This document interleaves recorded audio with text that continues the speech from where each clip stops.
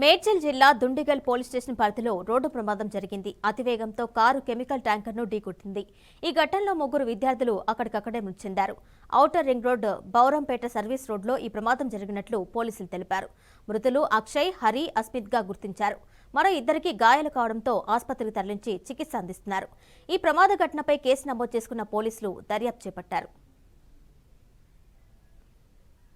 6 గంటల ప్రాంతంలో outer ring road service road పైన ఒక స్కోడా కారు ఒక లారీ యాక్సిడెంట్ జరిగింది. దాంట్లో ఈ స్కోడా కారులో వెళ్తున్న ముగ్గురు స్టూడెంట్ ఆన్ ది స్పాట్ చనిపోయారు. ఇద్దరు ఇంజూర్డ్ అయ్యారు. వాళ్ళను హాస్పిటల్ షిఫ్ట్ చేయడం జరిగింది. ఇటు ఇన్సిడెంటు ఓఆర్ఆర్ ఎగ్జిట్ 5 రోటరీ 1 నుంచి బోరంపేట వెళ్ళే సర్వీస్ రోడ్లో జరిగింది.